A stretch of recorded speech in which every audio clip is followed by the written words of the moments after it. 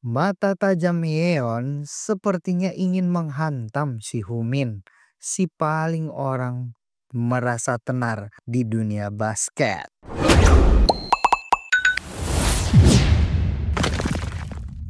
나 그럼 머리 괜히 염색했잖아. 이거 물도 잘 안 빠지다는데. Choyo dan anak buahnya pun akhirnya kabur. Perbaku hantaman itu pun selesai.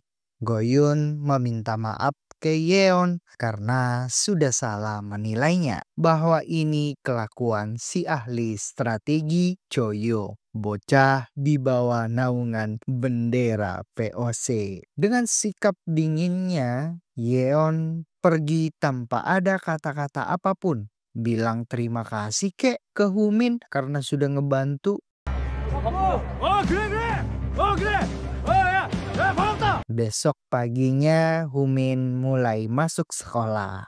Agak kocak ya guys, model si Humin ini ada di sekolah Anda. Semua orang disapa sama dia. Seperti semua anak SMA, Eunjang adalah pendukungnya di lapangan basket. Berasa seperti bintang basket, mungkin Kobe Bryant kali ya. Udah berasa seperti bintang NBA selevel SMA. Eunjang kerjaannya bercanda aja, belajar nol besar, tapi pertemanan nih 100% teman yang banyak.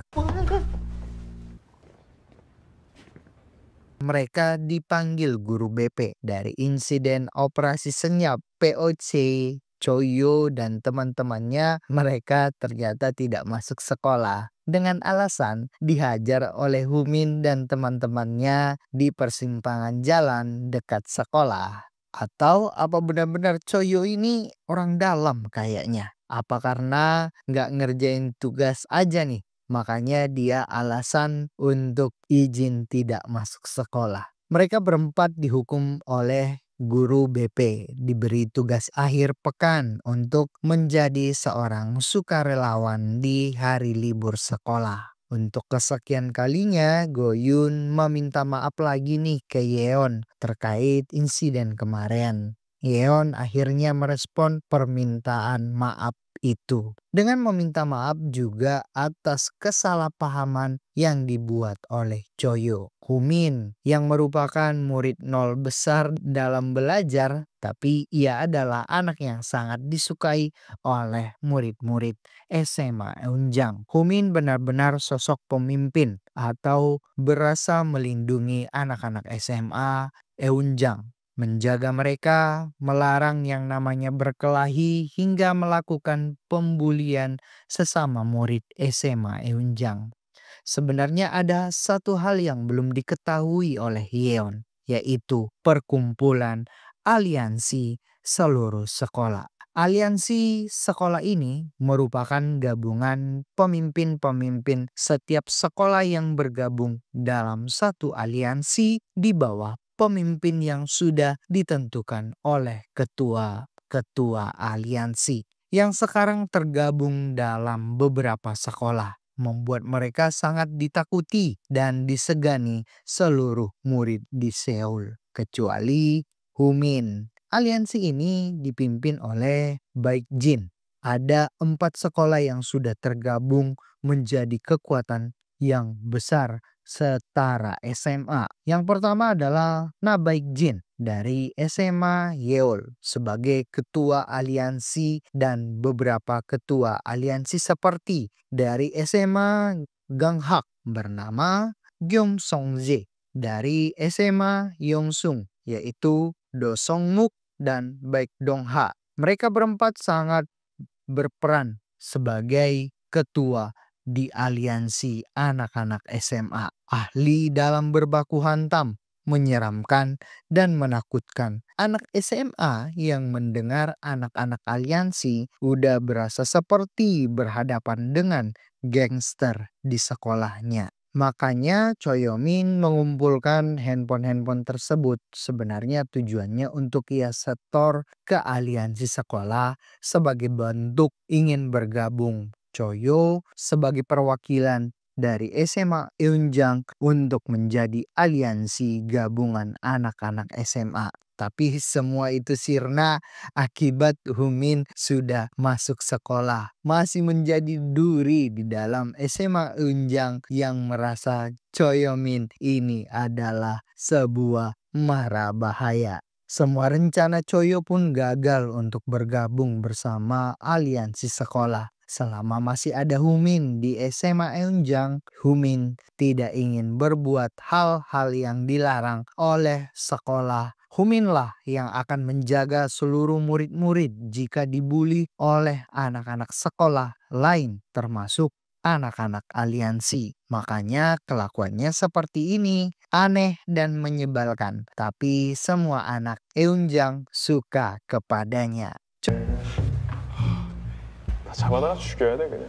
Choyo yang sudah terpaksa bergabung dengan aliansi dengan kesepakatan handphone yang sudah dikembalikan ke orang-orangnya, Choyo babak belur di markas aliansi. Semua rencananya gagal, tidak mencapai kesepakatan bergabung dengan perkumpulan aliansi sekolah. Choyo digebukin dan dikeluarkan dari aliansi. Baik Jin sebagai ketua aliansi tentu mengetahui sebab apa Choyo bisa gagal menyetorkan handphone-handphone kepada aliansi. Baik Jin justru mengutus orang kepercayaannya Seungjae dari SMA Ganghak untuk menemui Humin, memberikan peringatan agar membereskan masalah ini. Selama Yeon dan yang lainnya dihukum di akhir pekan karena kelucuan dan kekocakan Humin, Yeon mulai merasa bahwa ia mulai ada teman yang cozy nih, bisa membuat ia pura-pura justru tersenyum dan bahagia. Saat Yeon yang pergi ke toilet ingin membersihkan sweaternya yang terkena dari saus, Seungji menemui Yeon di kamar mandi. Langsung menyerang Yeon. Yeon yang bingung. Seungji hanya memperingatkan Yeon aja sih. Jika berteman dengan Humin adalah sebuah masalah dan akan menjadi bayang-bayang untuk Yeon. Dan beberapa menit kemudian Seungji papasan dengan Humin. Humin yang berpikir tak karuan bahwa jangan-jangan Seungji sudah ngegebukin Yeon nih di kamar mandi. Justru Yeon berpura-pura bahwa ia tidak terjadi apa-apa di dalam kamar mandi. Serasa ia tidak mengenal orang yang datang bernama Seungji. Semuanya jadi aman rasanya. Di dalam dunia nyata, Nabaik Jin ini merupakan siswa yang berprestasi paling pintar di SMA Yeol.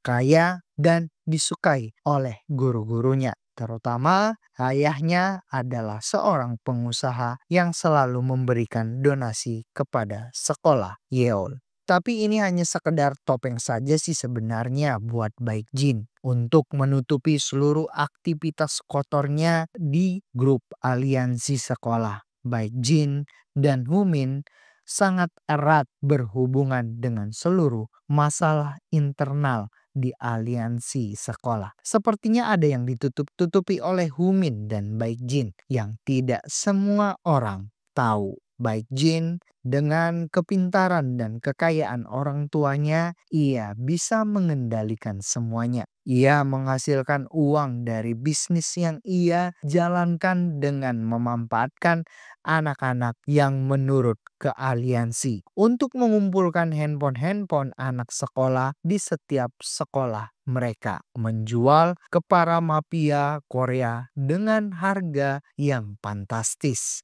Otomatis Baik Jin sudah berhubungan erat dengan para gangster, memberikan penawaran yang menggiurkan. Jika bergabung dengan aliansi sekolah, murid-murid ini juga sebenarnya mendapatkan penghasilan dari bisnis yang dijalankan oleh Baik Jin. Makanya Choyo sangat berharap bisa bergabung, tapi pupus sudah akibat dari Humin. 조심히 가. 조심히 가라. 무튼 Setelah tugas mereka menjadi sukarelawan selesai, Yeon langsung pulang tanpa ada basa-basi. Seperti biasa, dingin dan tidak ada sepatah kata apapun. Pulang, bukan ke rumah. Biasanya Yeon akan ke rumah sakit untuk menjenguk Suho terlebih dahulu. Humin mengajak mereka untuk makan malam ke restoran milik ayahnya. Selama Humin diskorsing sekolah, Juntai menceritakan tentang kebaikan teman barunya itu. Meskipun ia dingin dan susah berteman, tapi dasarnya Yeon adalah anak yang baik, suka menolong. Karena dialah Juntai bisa melawan Choyoman. Sebagai respek pertemanan, 왜?